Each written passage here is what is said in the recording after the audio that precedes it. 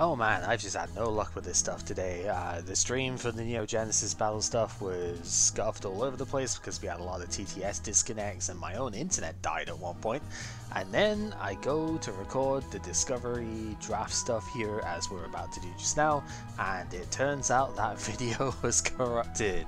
So, woo, there's nothing I can even use out of that. It's a good job I didn't go through most of the actual set stuff and instead was just mostly talking here. But man, that sucks. Hey guys, this is GamerCal. Apologies for being a little frazzled on the stuff here, but I think it's respectable considering the issues we had today.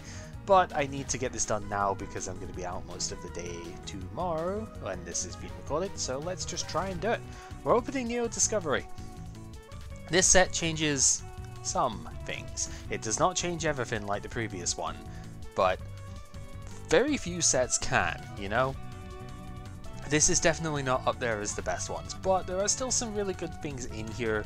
There's a few cards that are going to be build-arounds, and we have changed the format slightly, where now we are going to be able to trade for the cards from this set before the Saturday games. So we should be going in with the decks that ideally we want to, within what everybody else has pulled.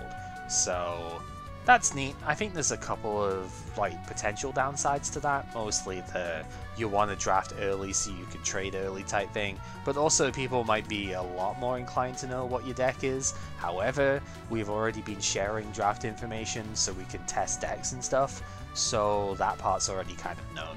There's a fair few decks that we can play as well, so it isn't as if it's only going to be the one thing, so I think it's a good change. Anyway, this set, as you can see, is a rather small one. It is pretty similar to Jungle and Fossil in that aspect. It's not quite as small as them, but it's not far from it. And yeah, there's a few things that we can talk about in here, but the main one to look at for our purposes is this Igglybuff, because this is Anti-Vileplume. It only stops during your turn, like it doesn't Magby and stop it during the opponent's turn, so it's not very good against things like the Typhlosion or the Feraligatr that work on the user's turn, but it's very good at stopping stuff like Vileplume from running too rampant and letting you play trainer cards on your own turn, so you can deal with the threat more appropriately.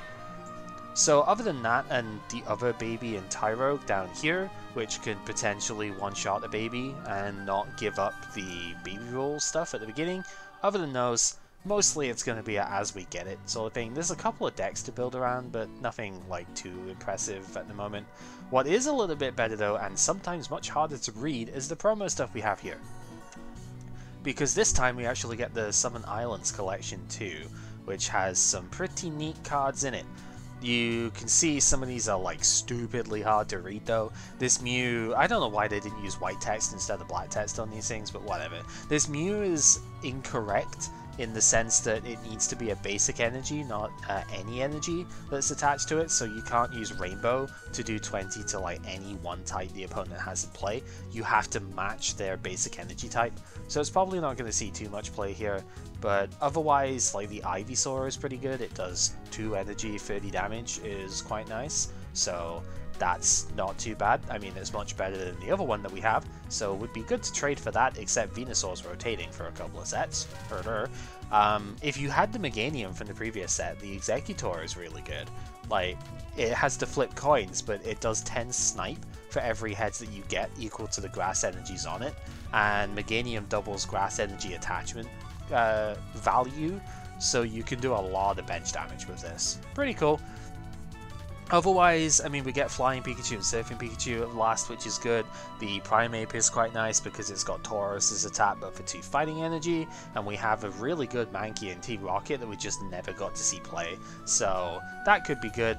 The Hitmontop is a little expensive, but Rapid Spin on a basic is pretty good. It's Donphan, except, you know, less damage, but also less Pokemon commitment. The Onix is good if you've got Steelix, because it's 90 HP on this thing. Base Onix is rotating, so this would be our tanky one. I personally like the Rage one better, because Recall is a really good trainer for Steelix, but this one's pretty respectable too. And then I think the other one of note is the Vileplume, which is impossible to read. This took me ages to get, but essentially You flip a coin with its first attack. If heads, you heal 20 from the Vileplume, 20 from one of your bench, and its second attack is 30 damage for 2 grass of the colorless. If heads, it paralyzes. If tails, it confuses. The reason this is decent is because it can be used as a toolbox attacker in a future Brock's Ninetales deck. One that uses Porygon too, so it's a little bit of setup on it, but essentially it lets you rainbow out a bunch of different attackers, and this one can be used to great effect in that deck because those status conditions are really annoying, and it hits for Alligator for weakness. That's really the main bit to look at. So we'll just talk about the stuff as we go when it comes to the set here. Let's open them up. Gotta load the cards because this is the first time I'm actually firing this one up here. Starting off with Ursaring's, probably one of the worst rares that we could get here. This thing just doesn't do anything if it doesn't flip heads, and that's pretty bad. So, not really worth talking about there. The fossil lines in this set are actually pretty good because they have the ability to get more of themselves out without needing to all go through Mysterious Fossil. Kabuto here just lets you get another Kabuto out of your deck, but the Kabutops is really good, so it's worth it. And Work Together does actually include Aerodactyl despite not saying it. It can potentially do 60 if you have a full bench of Kabuto and co, so that's kind of neat. Energy Arc is like Energy Search, except instead of guaranteeing the search, you flip 2 coins and you get a search per heads, so kind of not amazing, but still, could see play. Poliwhirl is good because the Politoed is pretty good, and it's mostly because of Belly Drum here. So Belly Drum works very well with Goldberry. If you have a 10 damage on this thing already, you just heal all the damage you're about to put on it, and you get 2 basic energy out of the deck for 1. It's really strong. Water Gun is also quite a nice attack to go alongside that, so it would be pretty good with Recall in order to copy the Water Gun. We'll see Politoed later, hopefully. There's unknowns in here as well. They're pretty bad, with the exception of E, because you can only have 4 unknown in total in your deck, and a lot of the good effects, like this one, require you to have 4 specific unknown in play. So really not amazing. Don't want to see too many of them, although we will. Here's Scizor. Scizor has an interesting history here because you see the 20 plus instead of the 20 times there. That part is accurate. This Double Claw is meant to be 20 times the number of heads plus a base of 20 damage. So I don't know why they messed that up so badly, but that is how it works. Also, the False Swipe is interesting too. So this is like Eradicate that can then actually kill the opponent the next turn. Somewhat neat. Corsola would be cool if it wasn't so fragile. Like, Spike Cannon for the energy cost is quite impressive on a basic, but like 50 HP, Grass weak as well, so it kind of shares a lot of fighting type weakness. Not really super good. Here's Houndour. So Houndour is an intriguing one because it's a rare alongside the Houndoom, but there is an uncommon Houndour as well, like a Dart type one. This one can potentially get fire energy from the discard to reattach to itself though, so that's not too bad. But it also can't take darkness energy, which is weird. So don't know whether it's actually the better one. There's another Scizor. There's a couple of things worth talking about here though. Energy Evolution is here. It's on a coin toss unfortunately, but this Eevee lets you evolve into any evolution that you want from the deck.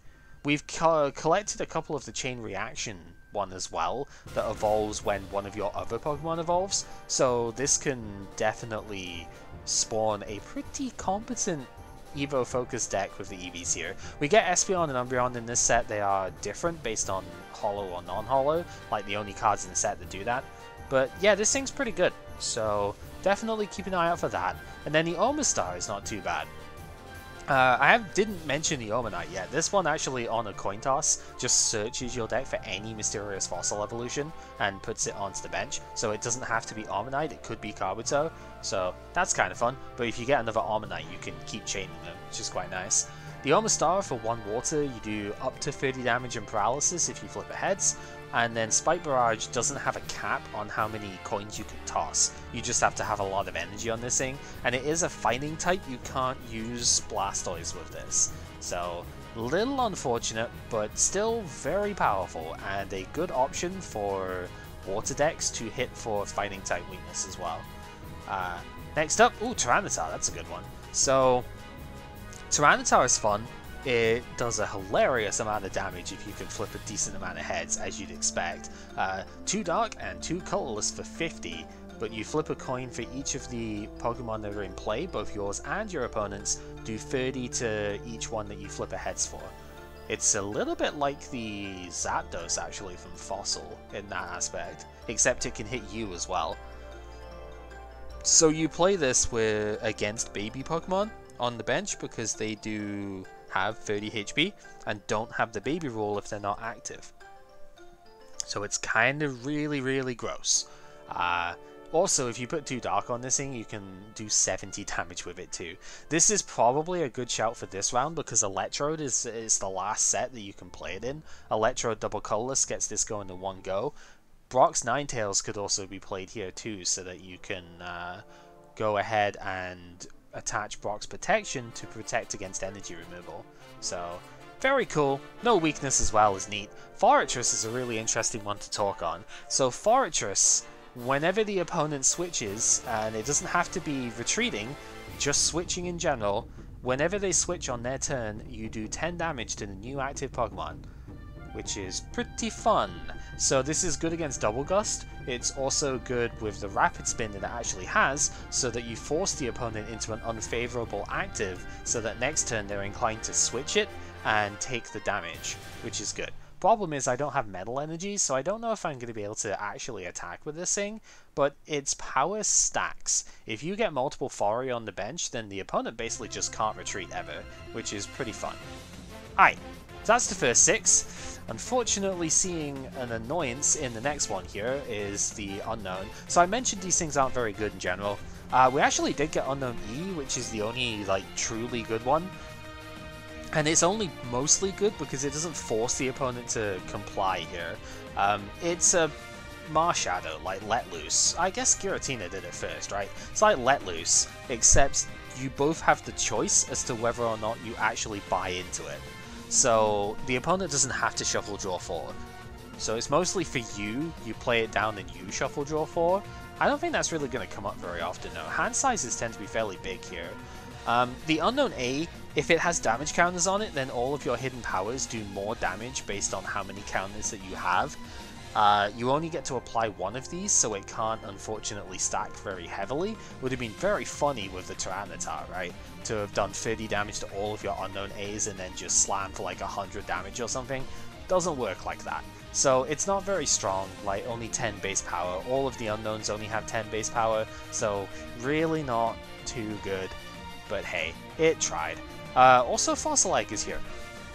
So for a couple of sets, Mysterious Fossil is going to rotate out until Legendary Collection comes in and it comes back. This will be the only way we can get fossils out, and it is on a coin toss, which sucks, but you get a fossil from your hand or deck, like a Fossil Evolution. So it's not even a Garnet. If you draw like Omanyte, you can get it from hand onto the bench and then use its ability, get more of them out. So you keep chaining them, basically. Very cool. Next up, we have Espeon. Espeon and Umbreon are the only cards that have a holo and a non-holo version, which are different. The non-holos are Quick Attack plus something. The holos are Bite plus something. So Bite 2 colorless 20, and then in Espeon's case I think it's Psychic, which is 30 for 2 Psychic colorless. This one confuses. The holo one does more damage for the energies the opponent has out, and then the holo Umbreon is Feint Attack, which is a 30 snipe for 2 Dark and a colorless that ignores like all defensive effects, I guess, on the opponent, which is fine. Houndour over here is intriguing because it's the first time we're seeing Plunder. So I mentioned last set the Focus Band is impossible to get rid of in that set. This Houndour can actually get rid of it in this one. So before doing damage, you discard all the trainer cards attached to the opponent, so this will stop you from not killing, say, a baby Pokemon via Focus Band. So that's kind of fun. Next up, we got a Magnemite. This thing's unfortunate. I mean, it's a cool concept, but on a 40 HP Pokemon, this is so garbage. Electric Bolt needs you to flip 2 heads in order to do anything, but it's 50 for 2 plus Paralysis. It's like Zap Cannon, basically. However, its first attack, if the opponent doesn't switch or if they don't gust you out or something, you make sure that your Electric Bolt next turn is all heads. On a 40 HP Pokemon, not very strong, unfortunately. Not a lot to do about that. Here's Houndoom. So Houndoom in this set is interesting because it's both Dark and Fire, right? It uses both. So Crunch is probably the main attack that we're looking at here. Dark Double Colorless 30, most likely 40 if you're using a special Dark Energy. And any attack the opponent takes next turn is increased by 20. So respectable. You could then Flamethrower for 60 or 80 if you have the Dark. So not too bad. It's not a fire Pokemon, however, so Typhlosion can't charge onto it, which is a real shame. So debatable as to how good it actually is. Here's Hitmontop. Hitmontop is just very expensive because it's all fighting energy, but like Triple Kick could do a lot of damage. It's just like Hitmonlee, I know it's rotating, but like Hitmonlee did 50 guaranteed, whereas this might do 90, might do 60, might do 0. And its first attack isn't doing it too many favors because that's basically what babies already have, except it's on your coin flip, I guess. The opponent can just gust away from it, so not really too impressive in my opinion. Another one, the Magnemite, is bad. Here's the Igglybuff. So this thing, like I said, is targeted bench negation pretty much, so not really too bad. Glad to see it. Here we have another one of the unknown that's really bad. Hyper Devolution Spray is good. This is regular Devolution Spray in the more modern formats. This is very, very good for Dark Golbat, but could also be pretty good for stuff like the Berserk for Alligator, or Flare Boost, or is it Fire Boost? I think it's Fire Boost. The Typhlosion that we picked up last time, that if you get heads, you get 4 fire energy out your deck, could be very good for that sort of thing. Next up, we have the Politoed. It's the first time that we're seeing this here. So this has a translation error, because of course it does, it's Wizards of the Coast. If you have 3 or more Polyfamily in play, not more than 3, 3 or more, and the opponent can have them too. If there's at least 3 in play, this thing will do 40 more damage if it does damage. No matter how many heads you get thing is not relevant. If you do 0 damage, you do not increase it by 40. It's really silly. However, like, this attack is insane, right? If you flip 1 heads on this, it does 80. 120 if you flip 2. In a format where Double Colorless is playable, and it has Belly Drum available as well. Very, very strong. Maybe Brock's Ninetales would actually be pretty good with that. Who knows? Next up, oh, another one of them. Fantastic. Definitely looking to attempt to deck with that this week. Next up, okay, I guess we got a third one. This one's non-holo, so there's no like pack RNG going on here.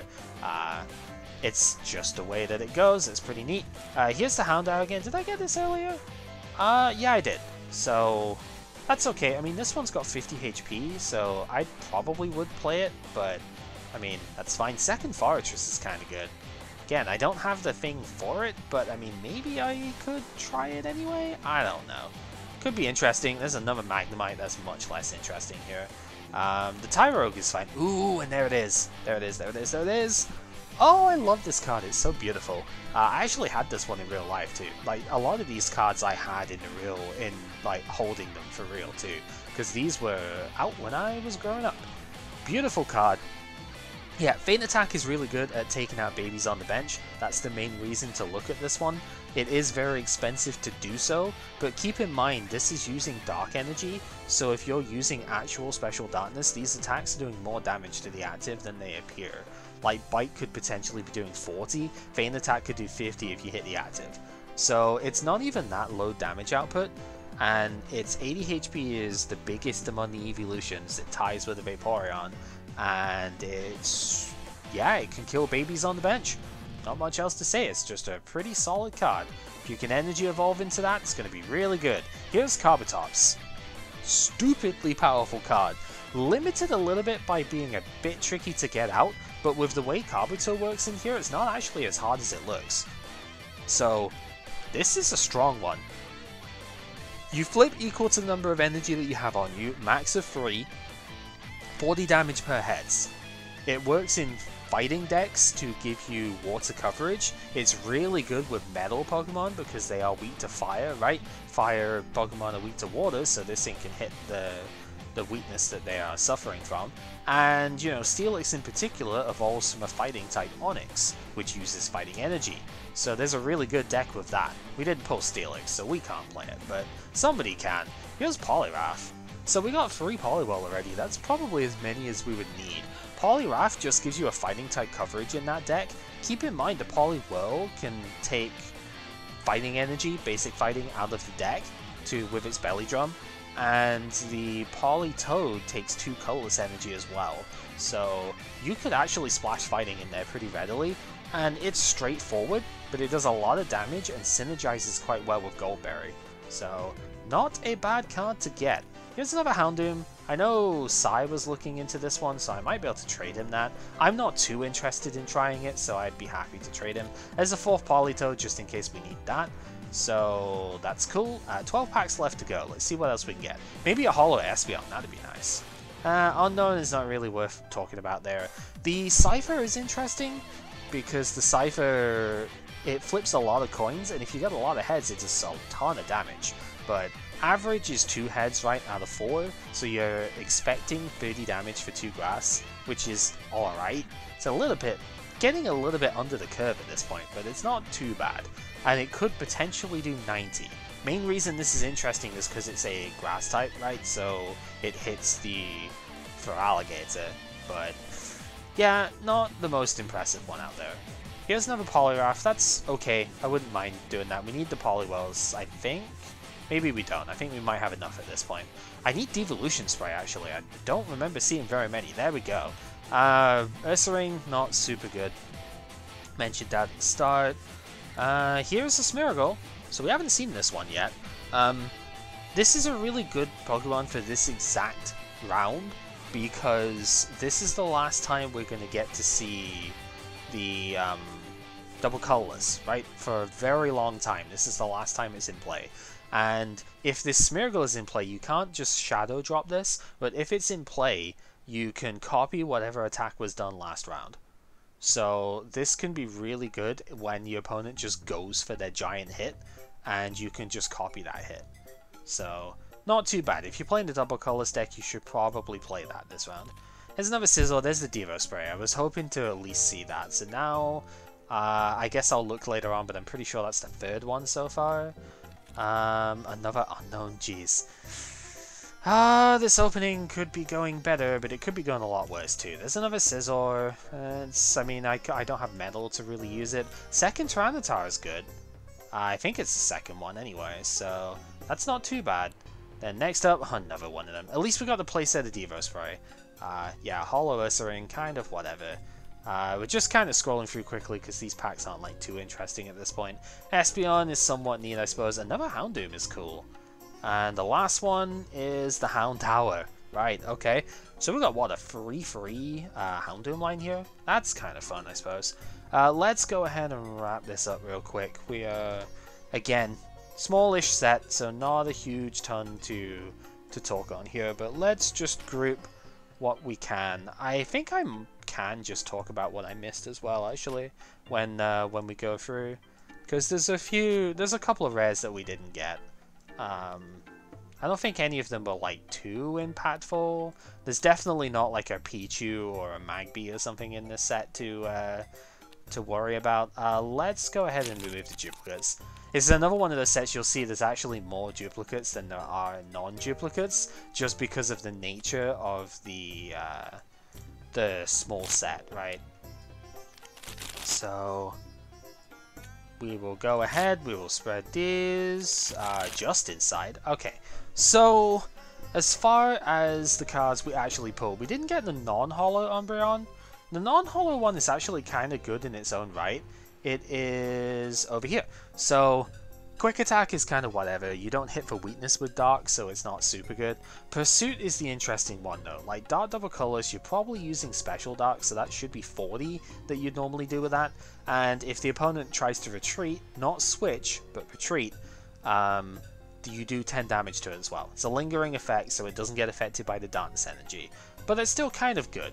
Wouldn't have minded pulling that. Instead, we just got 3 of this stupid Magnemite instead. A rare Magnemite, never see the day, right? Lots of the Scizor, unfortunately. Lots of the Poly family. I think this is definitely a deck to try next round. Because the Poliwrath is actually quite good as well. So, definitely look to see that. Only 1 Kabutops is very unfortunate here, because this card is pretty damn strong. Would like to see that, but instead 3 unknown A's, or 4 unknown A's, because why not, right? Full anger deck, let's go. Not really. 2 Forretress, would have liked to have seen more, but I mean, looking at what else we pulled, can't really complain. 2 Ursaring, 3 Ursaring even, 2 in a holo, meh. Triple Houndoom is good. I think I can trade those to Sire for sure. 2 Tyranitar is fine. You don't really need to play more than that. The Pupitar is somewhat interesting as a pseudo box Golbat, but I think the Golbat is better. But you know, it's not as bad as it could have been, considering Tyranitar, you know, is just like, you know, 1 evolution line, right? It could have been worse to have had this sort of effect. All the Devo Spray is good. In fact, we're pretty much maxed out on the trainer cards here, so that's fine. The 1 Smeargle is good too. I might consider it if I'm playing DC anyway. And then, yeah, a couple of the Espeon. Didn't get the Psychic one, is unfortunate. Like the one that has Psychic. So we can show that off real quick. It is up the top. So this one would have been good. I mean, apart from just being a gorgeous card as well. Psychic is a decent power attack. It also doesn't have a retreat cost. I just noticed that. 80 HP too. Yeah, this thing is actually really strong.